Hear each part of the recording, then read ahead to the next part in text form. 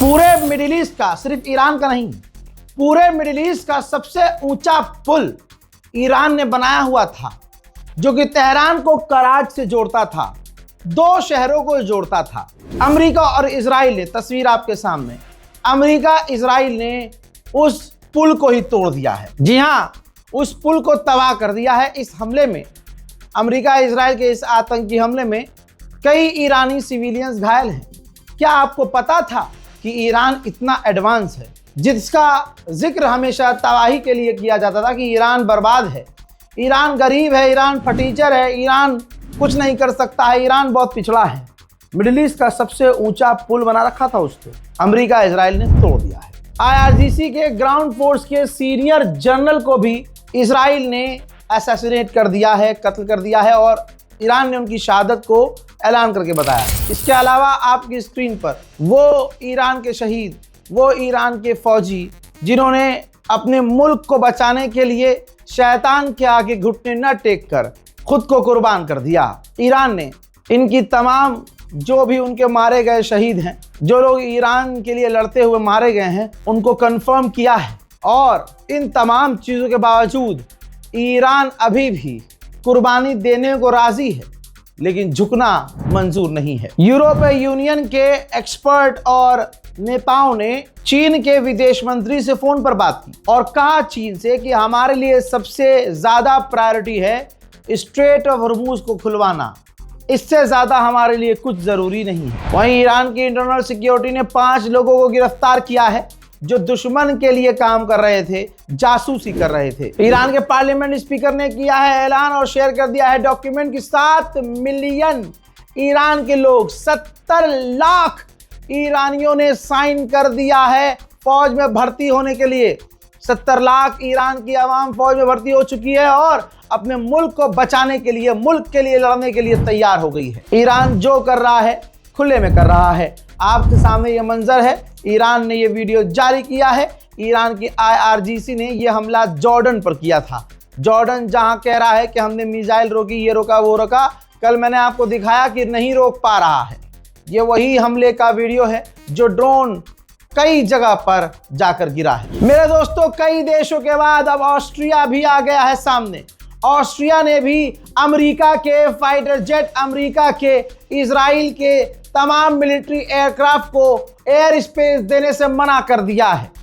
जहां नेटो को, यूरोप को गरिया गरिया के थका नहीं ट्रंप, अब ऑस्ट्रिया भी कह रहा है कि ना, हमारा एयर स्पेस ईरान के खिलाफ इस्तेमाल नहीं हो सकता। मेरे दोस्तों, ईरान ने जो अब मिसाइल लॉन्च किया, उस पर डोनाल्ड ट्रंप, नेतन्याहू और एप्स्टीन की फोटो चिपका रखी थी और कहा था, हे पागल Donald Trump, straight of Hormuz तुम्हारे मुंह से बड़ा है। तुम्हारा जो स्ट्रेट है वो एप्स्टीन फाइल और जो बीबी है, ये नेतन्याहू, उसके हाथ में है।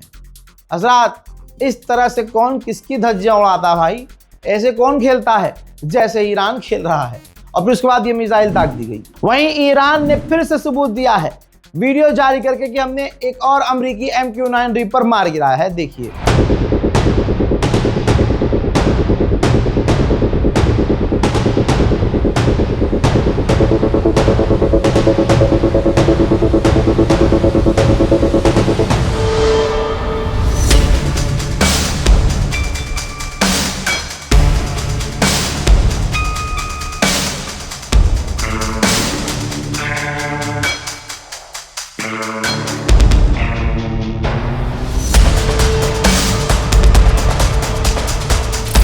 फ्रांस के राष्ट्रपति इमैनुअल मैक्रोन ने अमेरिका का सारा खेल खराब कर दिया है और मीडिया के सामने आकर नंगा कर दिया है। इमैनुअल मैक्रोन ने कहा कि 6 महीने पहले हमसे कहा गया था कि हमने ईरान के यूरेनियम को खत्म कर दिया गया है, फिर दोबारा हमला किया गया और हमसे फिर वही कहा जा रहा है कि हमने ईरान के यूरेनियम को खत्म कर दिया है।